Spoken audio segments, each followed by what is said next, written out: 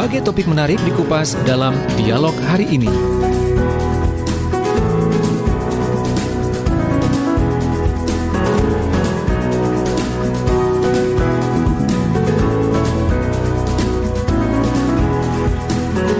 Sahabat yang mendengarkan dan melihat Suara Sidoarjo serta sahabat pendengar Radio Praja, Angkasa Trenggalek dan RGR Tulungagung, selamat pagi untuk Anda. Berjumpa kembali dalam program Komunikasi Bisnis untuk edisi hari ini, hari Senin tanggal 30 November 2020. Bersama Roni Hamustamu, Direktur Keuangan Consulting, dan juga nanti ada narasumber-narasumber yang expert dalam dunia bisnis ya. Tema yang diangkat untuk pagi hari ini adalah Bold Frog Effect and Value Migration. Strategi bisnis perlu dibekukan atau dibiarkan cair. Tentunya ada peluang bagi Anda, sahabat pendengar pemirsa, untuk bergabung di 08213264 109 lewat SMS atau WA, atau juga melalui kolom komentar di Facebook kami LPPL Suara Sidoarjo. Kami juga siaran live di situ. Ada di channel YouTube kami juga di Suara Sidoarjo Live. Kemudian untuk hasil rekamannya juga Anda bisa simak di channel YouTube kami yang lain, yaitu @Suara Sidoarjo Channel.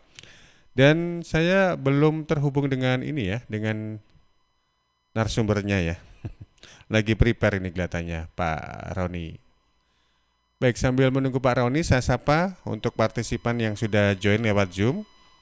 Bentar, saya coba cek lewat HP saya ini. Ada siapa saja di sana, sebentar. Saya ingin sampaikan selamat pagi Pak Rudolfo Balmater, a.k.a. Pak Rudi. Good morning sir. Good morning too. Kemudian ada Pak Frans Alim Hamsa. Selamat pagi Pak Frans.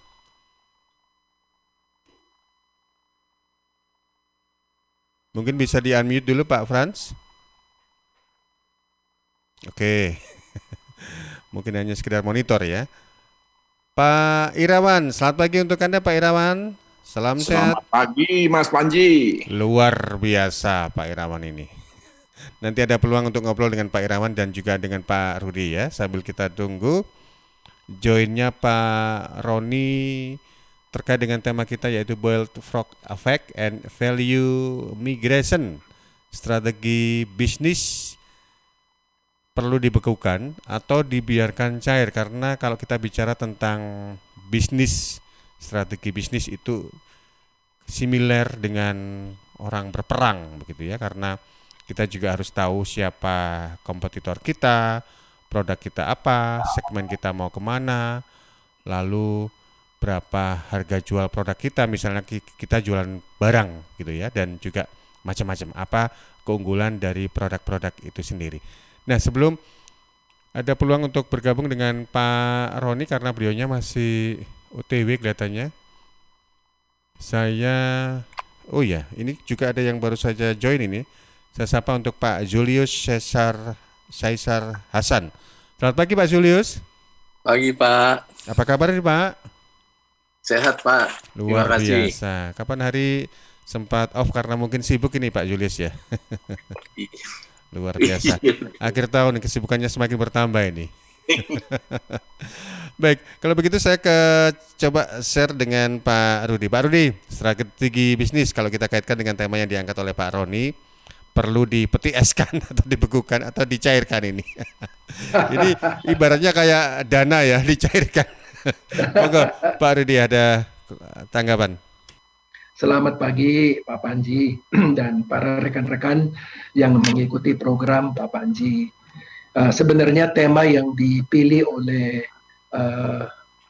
Profesor Roni Mustamu adalah sangat baik, sebab topik ini adalah memberikan pelajaran bagi kita sebagai profesional atau yang mengelola bisnis. Konsep sebenarnya mengenai boiling frog itu sudah lama dikaji dari beberapa manajemen guru, bahwa konsepnya kalau kita melihat kodok ini yang biasanya menikmati posisi yang lama, Nah, contoh kalau memang nanti ya posisinya adalah di satu tempat di mana pelan-pelan itu ada namanya boiling water, ya keenakan posisinya. Nah, contoh yang memang kita bisa berikan kepada konsep ini adalah seperti Kodak. Masih ingat Kodak? Kodak 100 tahun. Oh betul. Ya produk Itu sudah, fotografi itu ya. ya Kodak dulu lawan dengan Fuji, kan gitu kan? Betul. And then dua-dua ini pada saat ini sekarang sudah namanya dalam bahasa Inggris marginalized. Berarti tidak ada key player yang baik kan gitu. So ini satu contoh dan mungkin my Profesor Roni Mustamo yang sudah muncul bisa menjelaskan konsep yang diberikan kepada kita dan kita sebagai pemain dalam bisnis bisa memberikan contoh-contoh yang konkret. So Pak Panji, saya silakan kepada Profesor Roni Mustamo Baik. untuk pemikirannya bagaimana dengan konsep. Ada dua konsep yang ia akan ulaskan hari ini. Pertama is boiling frog concept, and then kedua is the value migration. Saya juga bisa share berdasarkan pengalaman saya. Terima kasih Pak Panji. Baik, terima kasih Pak Rudi, sedikit preview tentang tema kita untuk pagi hari ini. Dan sepertinya strategi yang diterapkan oleh Pak Roni sekarang ini adalah strategi perfilman Bollywood. Jadi tokoh protagonisnya muncul belakangan. Monggo Pak Roni. Terima kasih Mas Panji dan sahabat Suara Sidoarjo. Tentu terima kasih Pak Rudi sudah membuka. Jadi mohon maaf tadi ada sedikit kesulitan koneksi sehingga baru bisa bergabung. Jadi tema kita ini ada dua sebetulnya yang sebetulnya saling berkelindan. Gitu. Yang pertama adalah boiled frog effect. Kita tahu bahwa kalau orang sedang memasak kodok itu biasanya air yang ada di panci diletakkan di atas kompor, kodoknya dimasukkan, nanti apinya dinyalakan secara perlahan-lahan sehingga suatu saat itu bisa matang. Nah, kodok yang ada di dalamnya dia akan berenang-renang karena kodok itu tidak menyadari bahwa ada bahaya yang sedang dihadapi, dia tidak menyadari bahwa air yang menghangat di atas kompor tadi itu suatu saat akan membunuhnya. Saya selalu mengatakan boiled frog effect itu adalah kondisi di mana kodok itu mati dalam kenikmatan. Kita manusia itu juga tanpa kita sadari sering menghadapi boiled frog effect, terutama ketika kita sudah mapan. Di tengah sebuah kemapanan kita merasa nyaman. Ketika kita ada berada di dalam zona nyaman, maka ada kecenderungan kita menikmati. Menjalani itu semua, kalau sesuatu yang dulu biasanya ada yang baru, tiap hari ada yang baru, tiba-tiba kita menjalankannya sebagai sebuah rutinitas. Contohnya pegawai yang digaji. Pada mulanya mungkin dia hadir memberikan semua yang terbaik. Tapi lama-lama dia merasa bahwa, oh saya masuk ini demi gajian. Maka saya sering mengganggu teman-teman saya yang mengatakan mereka pengalaman kerja 10 tahun, 15 tahun, 20 tahun. Saya juga tanya, betulkah Anda berpengalaman kerja 20 tahun? Atau sebetulnya pengalaman kerja 1 tahun yang diulang 20 kali. Tidak ada prinsip kebaruan yang dibawa. Nah, hal yang seperti ini sangat membahayakan orang itu sendiri, apalagi perusahaan atau institusi tempat kita bekerja. Karena pada prinsipnya harus muncul sesuatu yang baru. Di dalam bisnis, yang intinya selalu bicara tentang persaingan usaha, maka boiled frog effect itu sangat membahayakan. Banyak pemain-pemain besar yang tiba-tiba kolaps atau mati bahkan di tengah munculnya pemain-pemain yang baru. Tidak ada krisis pun mereka mengalami tekanan. Kita masih ingat sekitar tahun 2012, 2013, 2014, tiba-tiba perusahaan-perusahaan Jepang itu dikejar atau kalah bahkan oleh Korea. Pada saat pertama kali Samsung mengalahkan Sony, itu revenue-nya Samsung 3 kali lipatnya Sony. Sesuatu yang mungkin tidak terbayangkan oleh Jepang, yang sangat terkenal bahwa mereka selalu mengembangkan inovasi-inovasi, mengembangkan temuan-temuan baru bahkan.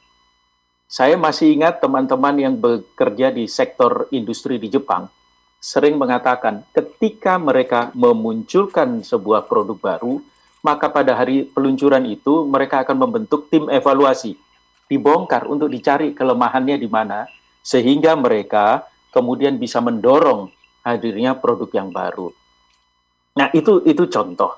Nah, menjadi sangat berbahaya ketika kita nikmat. Apalagi pada saat kita menghadapi pandemi seperti COVID ini.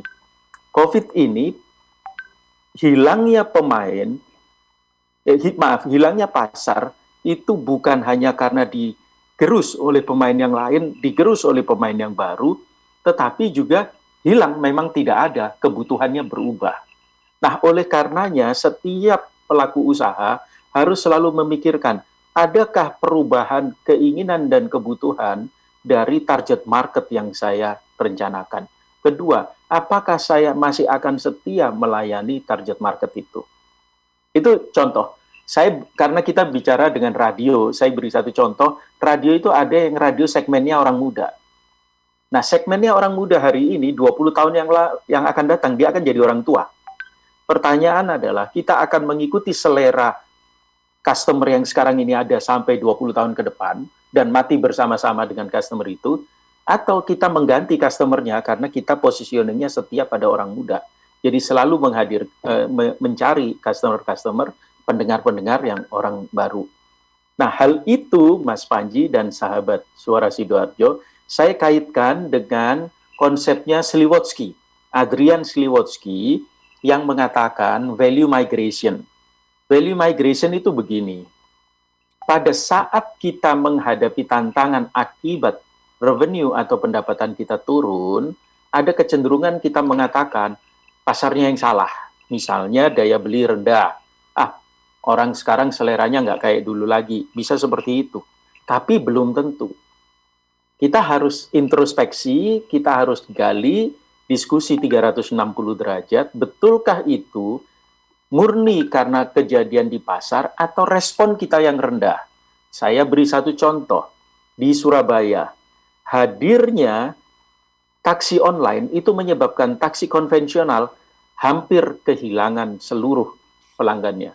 Kalau saya tidak salah ingat itu sekitar 80% di awal-awal itu hilang, tinggal 20%. Nah, pertanyaannya, apakah orang tidak naik taksi lagi? Orang tetap naik taksi, tapi tidak naik taksi konvensional, dia pesan online. Kenapa? Ada fitur-fitur, ada servis, ada layanan, ada jasa yang diberikan oleh taksi online itu yang selama ini tidak dimunculkan di taksi konvensional. Saya beri contoh. Sebagai orang yang di Surabaya, suatu saat, sekian belas tahun yang lalu, saya pernah kecewa ketika saya pergi ke Jakarta. Stop sebuah taksi yang sangat terkenal, ketika saya naik, dia tanya mau kemana. Nah, saya kan sebagai orang Surabaya tidak terlalu hafal peta Jakarta. Saya sebut saya tujuannya ke sana. Orang ini mengatakan drivernya, oh di sana daerah macet Pak, turun aja saya nggak ke sana. Kebayang nggak, saya sudah naik taksi disuruh turun lagi. Kecewanya setengah mati itu. Hari ini dengan taksi online, saya kemudian bisa pesan malah saya dijemput. Saya nggak usah berdiri di pinggir jalan lagi. Saya dijemput di tempat yang saya mau. Dulu ketika ada taksi yang fixed price, taksi online malah menarik. Untuk jarak yang sama, pada saat saya berangkat ke satu titik, karena kemacetan naik taksi konvensional, saya membayar Rp150.000 karena macet. Tapi waktu saya kembali pulangnya dari sana, menggunakan yang fixed price, ada kemacetan juga, tapi saya membayarnya tidak sampai Rp50.000. Dengan layanan yang manis, ada tisunya, gitu, masuk mobilnya bersih, wangi. Nah, hal yang seperti ini jadi pertanyaan, akankah saya bertahan dengan taksi yang konvensional, atau saya akan kemudian melanjutkan menggunakan jasa taksi online?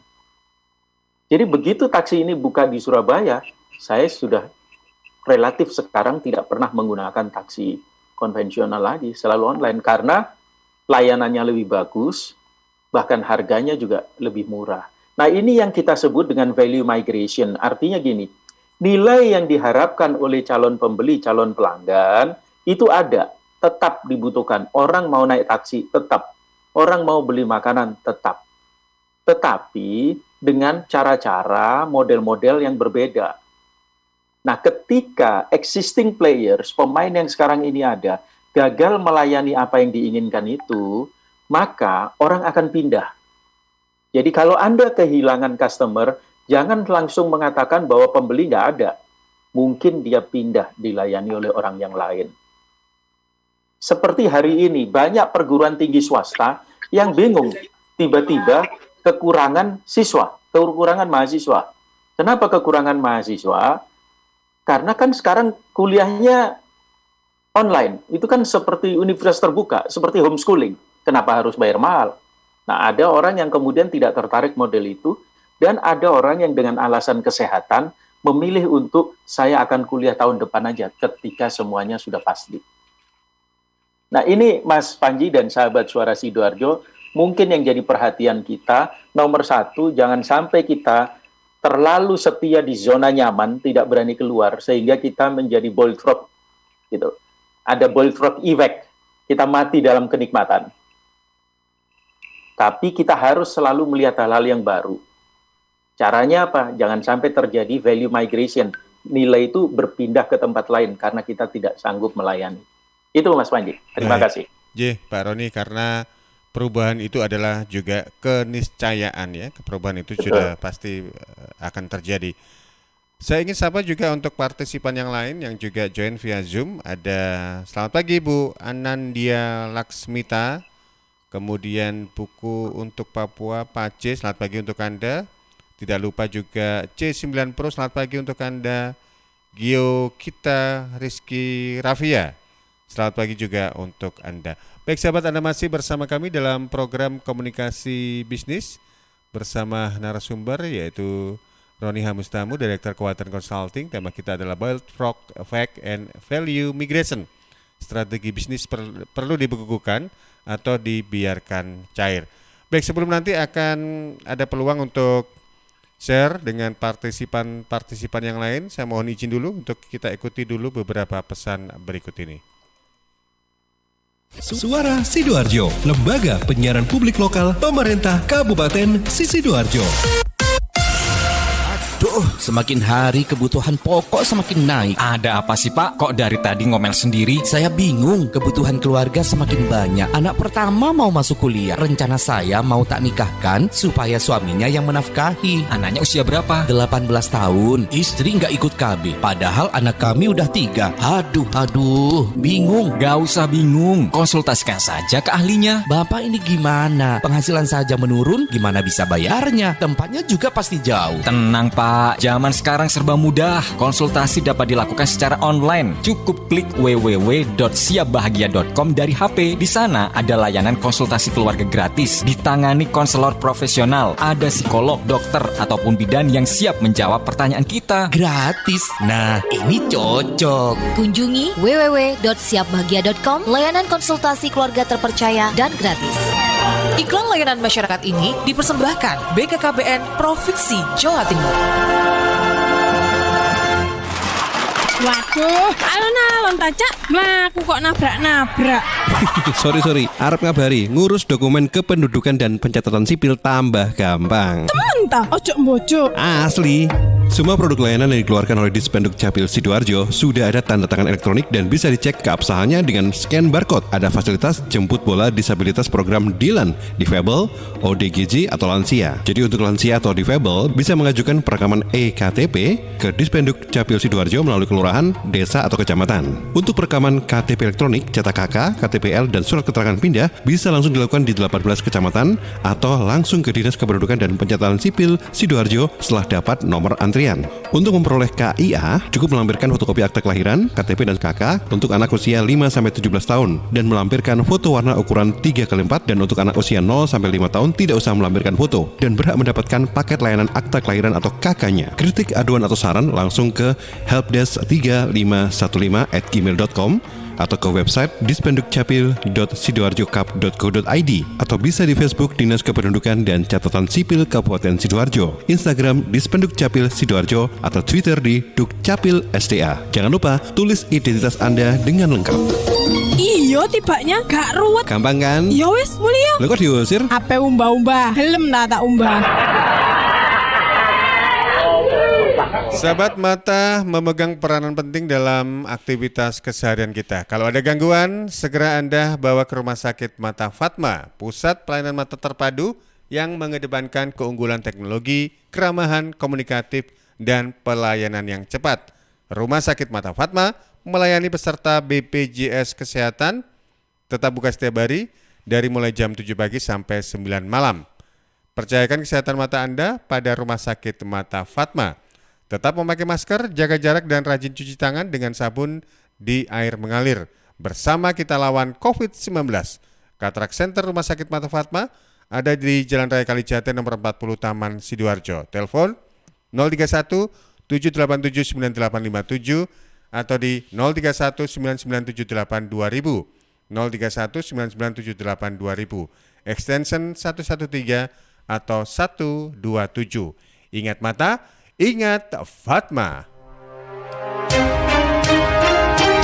Sahabat, kita tahu bahwa merokok dapat mengganggu kesehatan, apalagi rokok ilegal.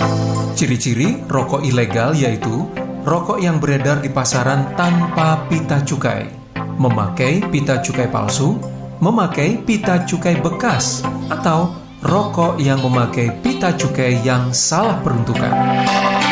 Dengan harga jual yang murah, maka rokok ilegal pasti berdampak negatif, diantaranya meningkatkan jumlah perokok pemula dan juga berdampak pada penerimaan negara.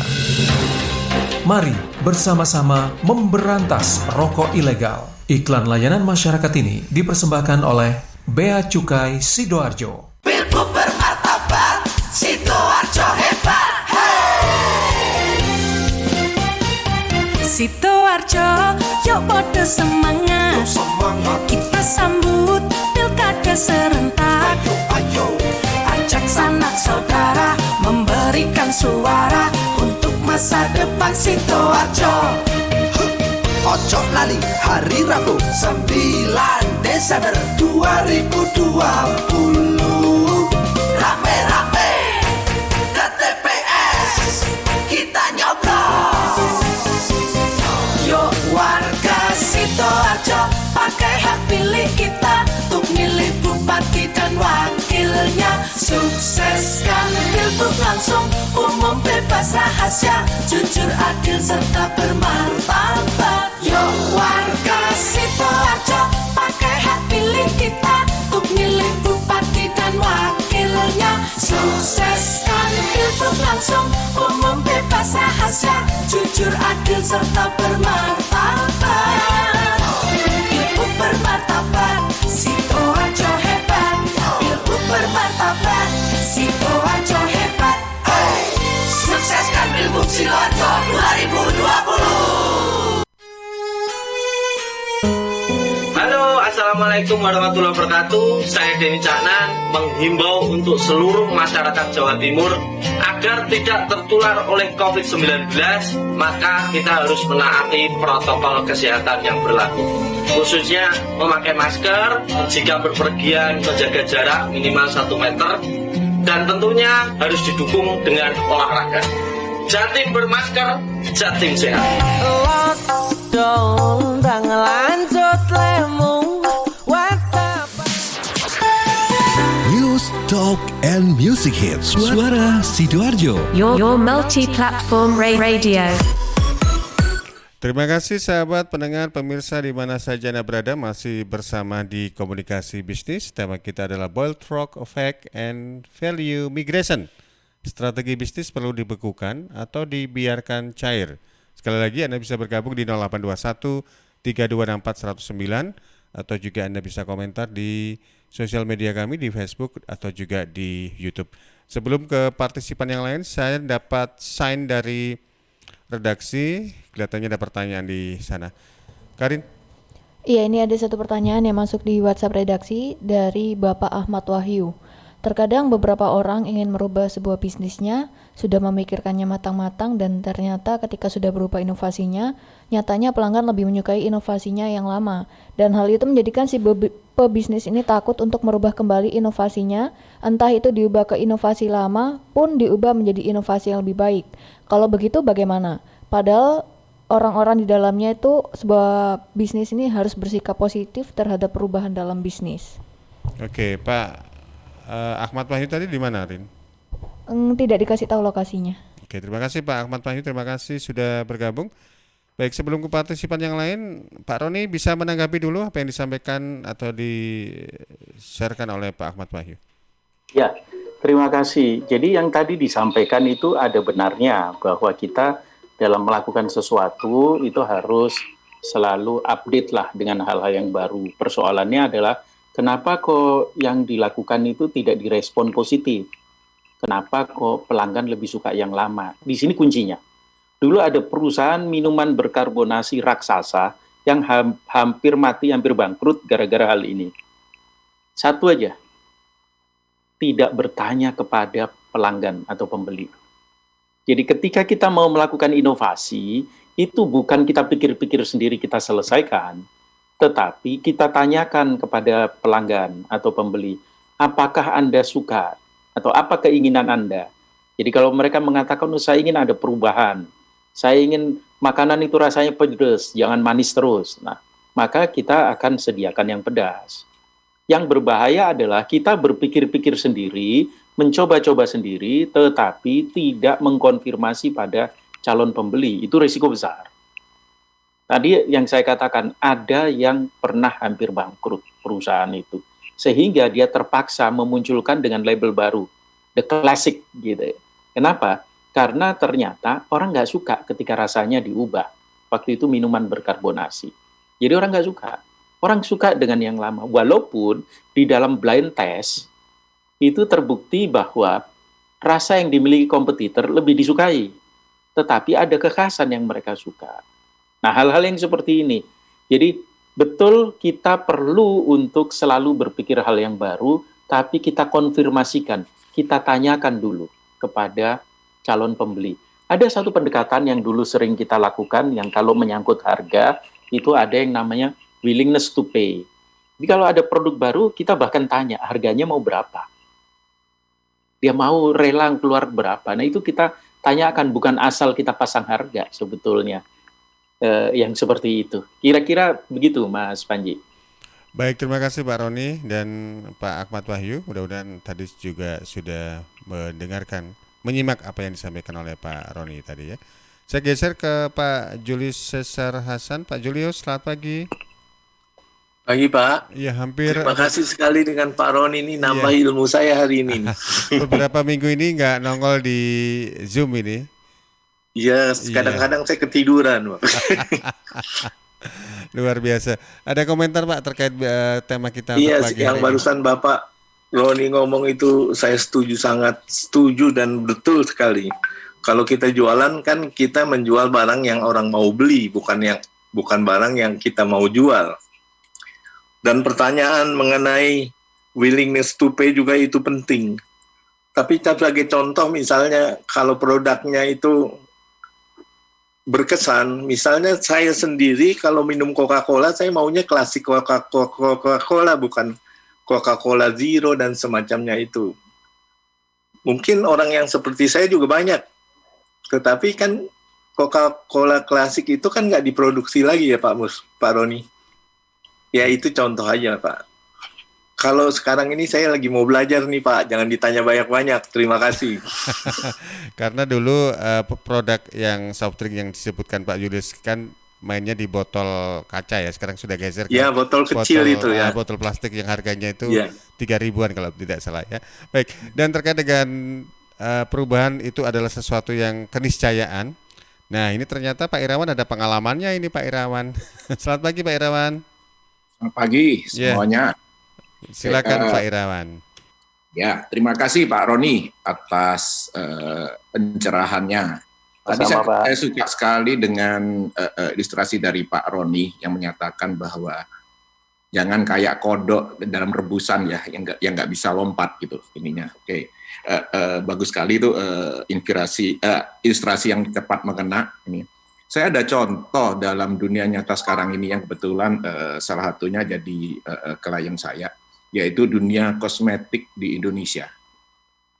Mudah-mudahan contoh saya ini tentunya bisa diserap oleh pendengar atau pemirsa, bukan hanya dalam bidang kosmetik, tapi dalam bidang-bidang lainnya. Hanya contoh saya ini realnya ada bidang kosmetik.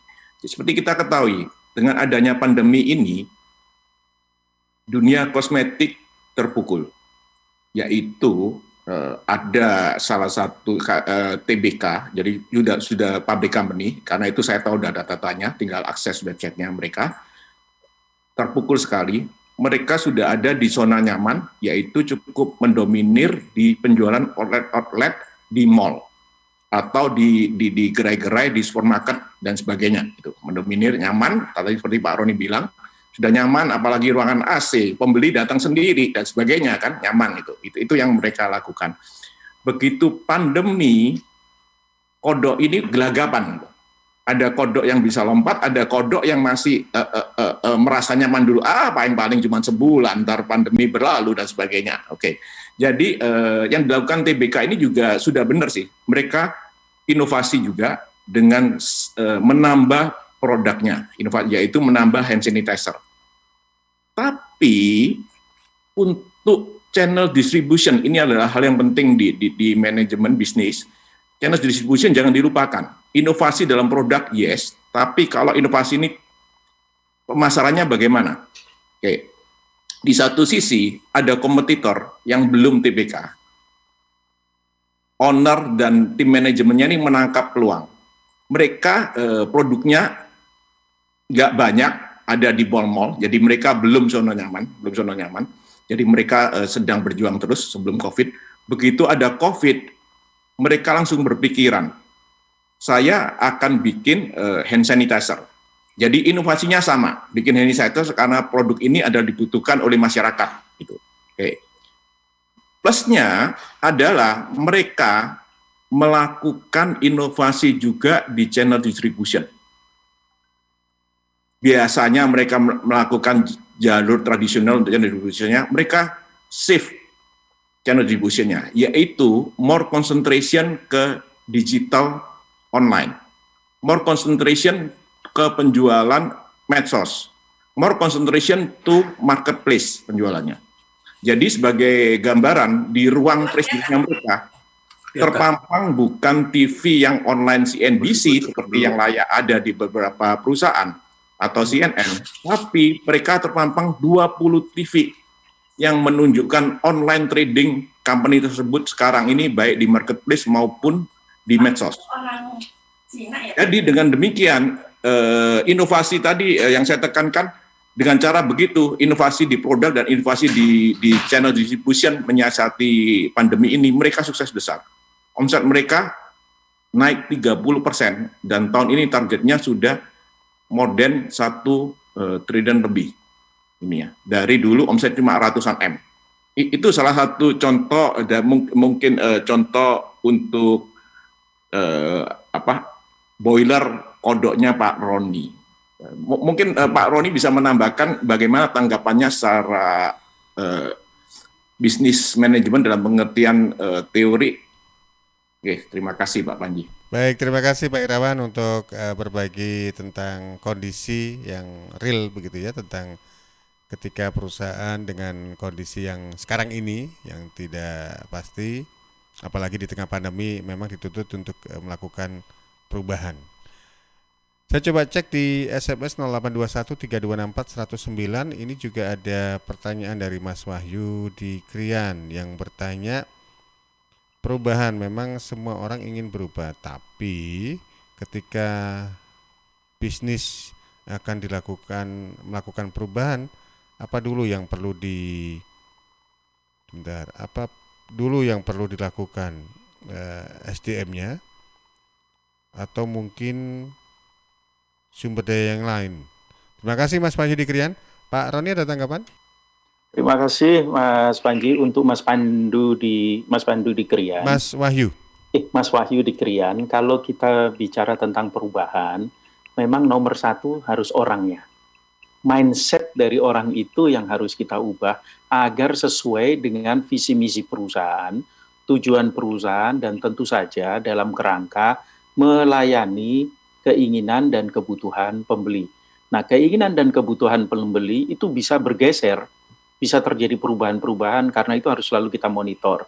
ada bahasa keren yang kita sebut sebagai trend watching. Mencermati selalu kecenderungan apa yang terjadi. Dan itu wajib dilakukan oleh perusahaan. Kalau kita bicara tentang pelanggan, berarti teman-teman di pemasaran itu harus selalu sanggup untuk mengendus arah pergeserannya kemana. Sehingga itu menjadi masukan kepada bagian produksi untuk mengolah. Nah, kalau pelayanan, orang-orangnya tadi, mindset. Nah, kalau kita tidak punya mindset yang terbuka, SDM kita kaku, maka akan menjadi kesulitan buat perusahaan. Dia lebih sebagai liability.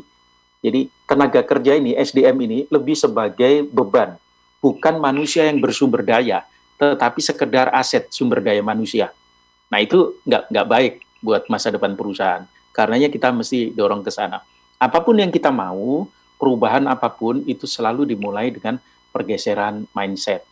Kedua, kalau kita mau berubah, apanya? Ya kita mesti tanya sama pelanggan seperti tadi yang saya sebut sebelumnya. Pelanggannya mau apa? Kalau pelanggannya nggak mau berubah, nggak usah repot. Tetapi apakah kita akan mati bersama-sama dengan pelanggan yang lama? Itu pertanyaan. Maka kita harus selalu melakukan trend watching juga untuk melihat apakah ada segmen-segmen baru yang bisa kita layani. Sehingga kita tanya sama mereka, Anda maunya apa? Kira-kira itu, termasuk ini ada masukan dari Pak Julius Cesar Hasan tentang sumber daya manusia semua level korporasi perlu dan harus dibekali pengetahuan tentang digitalisasi. Ya, digital transformation atau transformasi digital itu sangat penting. Tapi mohon jangan lupa, fokusnya bukan pada teknologinya, fokusnya pada mindset manusianya. Ketika mindset manusianya siap, maka mudah sekali kita menggunakan digital atau teknologi digital untuk melakukan transformasi apapun yang ada di dalam perusahaan. Kira-kira itu Mas Panji. Terima kasih. Baik, ada pertanyaan lagi kah? Oke, baik kalau begitu saya coba cek ke partisipan yang lain, barangkali juga bisa share pengalaman dan juga bisnis yang ditekuni mungkin. Di antara kurang lebih ada 15 partisipan ini. Saya coba sapa untuk beberapa newcomer kalau seingat saya ya, karena belum pernah join sebelumnya. Selamat pagi Bu Belen. Belen, Bapak atau Ibu? Mohon maaf ini. Ibu, selamat pagi Pak. Oke, monggo. Bu Belen, posisi ada di mana nih Bu Belen? Di Sidoarjo. Di Sidoarjo, dekat-dekat sini berarti ya. Bisnis apa Iya. yang lagi dirintis nih Bu Belen? Saya dropshipper aja Pak. Dropshipper dari produk luar atau produk dalam negeri? Dalam negeri, kecantikan. Kecantikan, baik. Kalau trennya sekarang bagaimana Bu untuk konsumen khususnya kecantikan ini? Kecantikan sih masih oke sih Pak saat ini. Meskipun kalau info dari banyak orang kan masa pandemi orang nggak butuh cantik, ternyata nggak juga, beberapa masih wanita-wanita masih menjaga kecantikannya, kelihatannya seperti itu ya Pak ya, meskipun masa pandemi seperti ini. Mungkin harus perlu tampil cantik di depan pasangan begitu ya? Betul. Itu yang kalau yang punya pasangan, kalau yang belum punya pasangan bagaimana ya? Atau mungkin swafoto pamer di sosmed barangkali. Untuk menghargai diri sendiri kali ya Pak ya, maksudnya Betul. senang dirinya cantik. Iya, luar biasa. Barangkali ada yang mau ditanyakan atau dikonsultasikan dengan Pak Roni mungkin, Bu Belen. Bu Belen, mungkin bisa ditunjukkan visual gambar atau videonya, Bu? Atau di skip dulu karena Skip dulu deh Pak, soalnya sambil jaga anak ini saya. Oh begitu, baik. Barangkali ada yang mau disampaikan ke Pak Roni atau narasumber yang lain, silakan. Sementara belum ada sih Pak, saya masih mengamati sih ini, masih belajar juga saya, jadi belum banyak yang saya ini mau sampaikan. Iya, baik. Terima kasih Bu Belen, sukses juga untuk bisnisnya ya. Kemudian dari Bu Belen saya coba geser ke, sebentar saya cek dulu. Ada Anandya Laksmita. Selamat pagi Ibu Anandya Laksmita. Ya, pagi Mas. Iya. Posisi di mana Bu? Posisi di Jakarta Mas. Di Jakarta. Bisnis apa yang ditekuni nih Bu Anandya? Kemarin sih sempat catering ya, Mama. Nih F&B, makan minum. nggak cuman catering sehat aja sih di rumah sakit, Mas. Jadi untuk dokter sama perawat gitu. Kemarin berarti hari ini berubah dong? Kemarin. Iya, hari ini kayaknya apa namanya, kita nggak terlalu banyak suplai lagi sih ke sana gitu. Karena demand-nya yang turun atau bagaimana Bu Anandia? Cuman beberapa aja, bukan demand-nya sih. Mungkin mereka juga sudah ada catering sendiri ya. Saya juga kurang tahu juga sih, Mas. Untuk ke dalamnya. Baik. Berarti sekarang apa ini yang sekarang ditekuni oleh Bu Anandia ini? Sekarang sih Mama juga masih cuman yang catering karena kan sudah tahu kan kalau Mama catering, jadi biasanya cuman pesan untuk yang kotak-kotak box gitu-gitu aja sih, Mas. Lebih ke sana.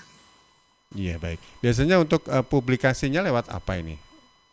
Publikasinya dari mulut ke mulut sih, Mas, memang. Masih baru itu aja sih.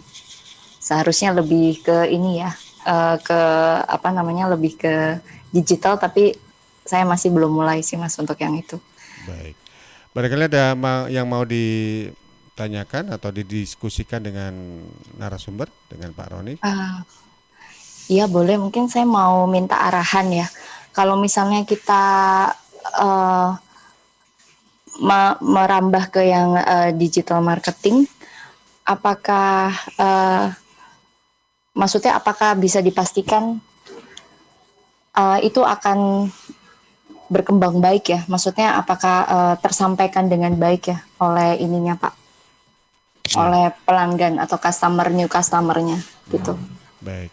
Berkembang baik dan tentunya pinginnya omsetnya malah lebih drastis naik begitu ya Bu ya? Iya, betul. Baik, itu saja Bu Anandita? Ya, itu aja Mas. Baik, terima kasih. Ya. Monggo Pak Roni dan juga Bapak-bapak yang lain. Terima kasih Mas Panji, Ibu Anandia Laksmita, terima kasih atas masukannya, luar biasa. Jadi begini, ekonomi digital itu sangat kejam. Karena mungkin seperti samurai gitu dalam membelah. Jadi kalau kita baik, kita akan selamat dan dimanjakan oleh teknologi digital. Tetapi kalau kita salah, kita akan habis. Kenapa? Karena berbeda dengan yang konvensional, katakanlah belanja. Konvensional itu orang karena dia melihat dengan tangan, dipegang, memilih, maka dia bisa menimbang. Dan dia bisa menentukan mana yang akan diambil di antara produk barang yang tersedia. Keputusan dilakukan di sana. Tetapi kalau digital, itu dilakukannya itu dengan gambar atau dengan video yang dia tidak melihat barang yang sesungguhnya. Jadi ketika bayangannya berbeda dengan yang ada di foto, dia bisa kecewa. Jadi yang dengan digital itu sangat bagus, kita bisa melayani pasar lebih luas, kita dapat memberikan banyak kemudahan, keleluasaan buat calon pembeli, tetapi calon pembeli itu akan menjadi sangat kejam dalam menghakimi kita. Jadi kalau yang konvensional tadi bisa ada pemaaf, penyok dikit, dimaafkan, saya lihat masih oke nih, saya putuskan saya beli gitu. Tetapi kalau di digital enggak. Yang saya sering lihat adalah keluhan orang ketika di dalam foto barang itu kelihatannya, kalau makanan gitu porsinya kelihatannya gede, banyak gitu. Tapi ketika sampai jadi kecil banget. Jadi orang terus kecewa, kok kecil begini, pantesan harganya murah gitu. Nah, orang yang seperti ini, kalau di Indonesia, mayoritas orang yang kecewa di Indonesia itu tidak akan kembali. Dia akan switch, langsung membeli ke yang lain. Dan yang kedua, ada kecenderungan minimal 7, maksimal 21 orang, dia akan bercerita kepada minimal 7 orang sampai maksimal 21 orang tentang pengalaman negatifnya. Dan ini artinya ada negative words of mouth. Jadi berita dari mulut ke mulut yang sifatnya negatif dan merusak, dan itu berisiko buat kita. Lebih berat lagi, relatif separuh dari orang yang pernah mendengar akan menceritakan kepada orang lain yang jumlahnya antara 7 sampai 21 itu. Nah, karenanya kalau dengan teknologi digital, maka semua tim kita harus siap betul, harus memberikan yang terbaik. Dalam bahasa Inggris saya mengatakan, first thing in the first time. Right thing in the first time. Artinya, kita ketika memberikan layanan harus sangat bagus, perfect, tepat. Pada kesempatan yang pertama, nggak ada yang namanya redo, rework, nggak ada. Jadi right thing in the first time. Jadi harus langsung sempurna. Nah, sehingga akan muncul yang namanya efek surprise, efek delighted, maka orang akan mereferensi kepada orang yang lain. Jadi sekali lagi, teknologi digital itu keniscayaan harus kita jalani, tetapi harus hati-hati karena sangat kejam. Di sisi lain, Ibu Anandia Laksmita, sekarang ini pelaku UMKM misalnya, kalau tidak memanfaatkan sosial media, itu dia sudah kehilangan banyak peluang. Karena sekarang orang merasa lebih mudah berbelanja dengan sosial media atau online. Gitu. Jadi itu harus dipertimbangkan betul. Kita nggak bisa menggunakan model-model lama, tidak buka cabang. Dulu gitu, saya outletnya hanya di satu tempat ini, nggak mau datang ke sini ya sudah. Nah kalau sekarang customer ya, you terlalu jauh, saya nggak mau beli di sana. Kira-kira begitu. Terima kasih Mas Panji. Iya baik. Pak Roni, tidak terasa waktu juga sudah mepet ke jam 10 ini. Dan juga tadi ada chat tambahan di Zoom ini dari Pak Julius, dampak pada investasi saham jauh apa pengaruhnya Pak Roni? Sekaligus juga closing statement ini digitalisasi ini ya? Di bawahnya. Ya, maksudnya yang digital. Dan mungkin Pak Julius bisa menambahkan? Iya Pak, saya lihat, saya pernah juga main saham dan banyak berita tentang itu. Ada webnya, informasinya, tapi kadang-kadang kita ikutin berita itu nggak sepenuhnya benar, Pak. Dan kita juga berkelahi dengan diri kita sendiri,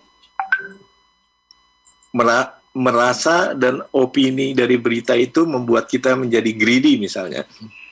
Jadi kira-kira apa yang harus dilakukan Pak Roni? Iya, terima kasih. Terima kasih Pak Julius.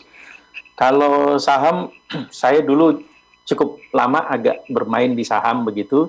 Terus kebetulan saya 3 tahun menjadi chief analyst untuk salah satu indeks, namanya Sri Kahati Index, Sustainable and Responsible Investment Index, untuk menetapkan 25 emiten yang akan jadi anggotanya itu. Prinsip bagi saya kalau buat investasi saham itu ada 2.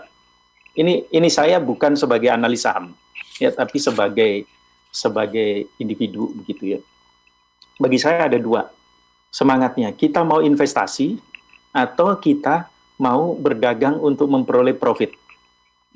Kalau kita investasi, menurut saya ya kita harus melihat perusahaan-perusahaan yang stabil, yang matang. Jadi kalau kita sering menyebut blue chip itulah. Agak lambat naiknya, tapi lebih aman dan dia akan muncul terus. Nah, yang kedua, kalau kita memang mau bermain, mengambil profit. Nah, kalau mengambil profit itu pun ada catatan. Kita mau mingguan, misalnya setiap Kamis, atau kita mau harian.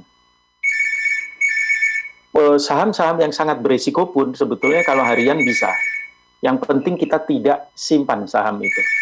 Karena ada uncertainty, ada ketidakpastian besok gitu. Sepanjang kita masih dapat profit, kalau saya misalnya tipis banget gitu, sepanjang kita masih di atas 2% profitnya, boleh. Gitu. Karena pajaknya kan, ongkos-ongkos administrasinya kan relatif nggak sampai 1%, jadi kita masih dapat keuntungan di sana. Tapi sehari itu harus dilepas. Jadi saya dulu dalam beberapa saham itu saya sengaja melakukan perdagangan sehari itu seringkali sampai 3 kali. Beli 3 kali, jual 3 kali. Gitu. Hasilnya memang bagus, tapi lelah. Lelah karena saya punya pekerjaan lain kan. Ini terlalu memonitor saham itu. Jadi akhirnya saya nggak mau begitu lagi ya. Saya cari yang agak mapan, taruh sudah nggak apa-apa. Mau 3 tahun, mau 5 tahun, biarin nanti ada gain kan belakangan.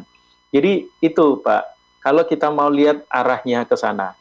Jadi kalau model investasi itu, kalau berdagang saham itu ya memang hati-hati betul gitu. Kalau menurut saya.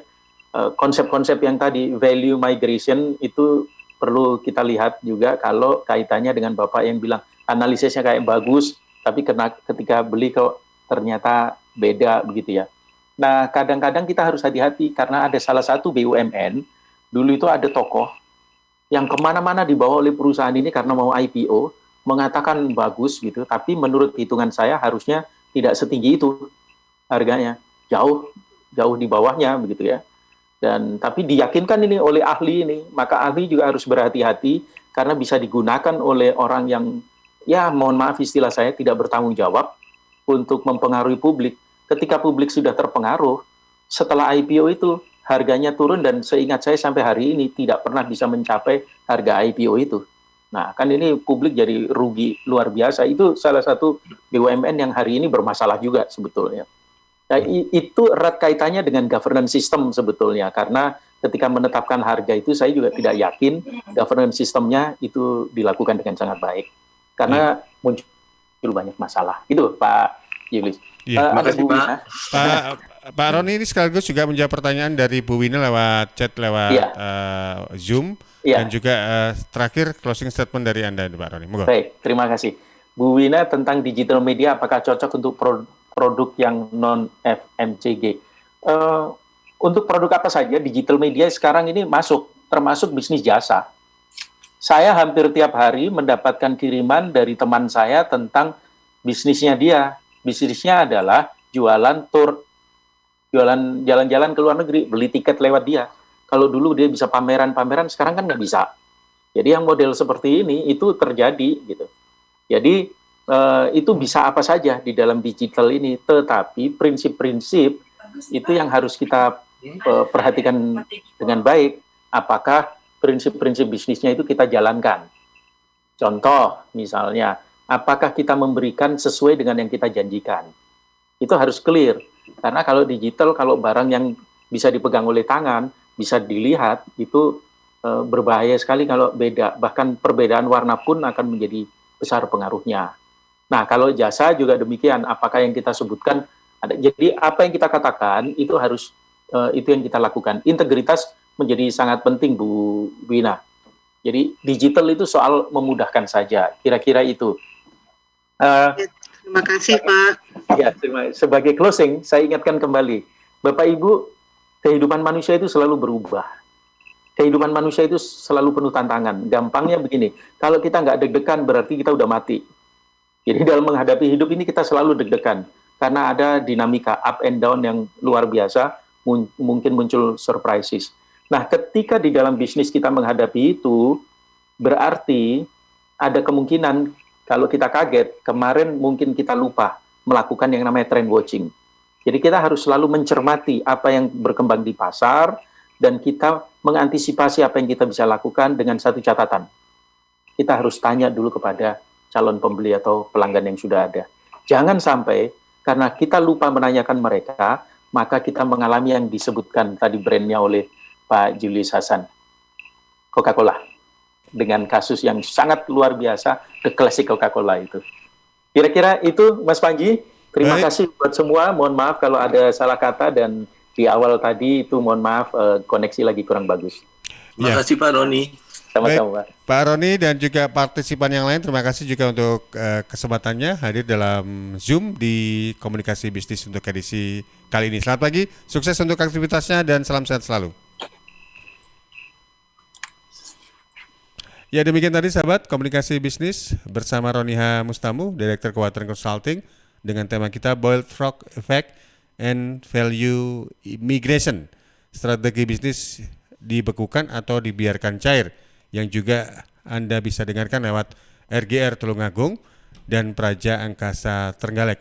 Untuk hasil rekamannya nanti Anda bisa cek di channel YouTube kami @Suara Sidoarjo Channel. Saya Panji pamit, terima kasih. Selamat pagi. Selamat beraktivitas dan sukses untuk Anda.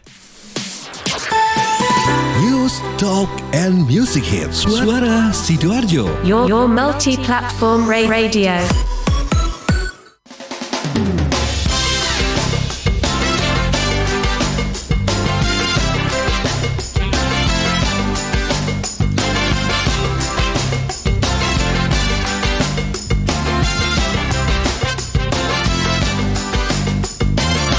It's there in the eyes of the children. Yeah, my face is smiling.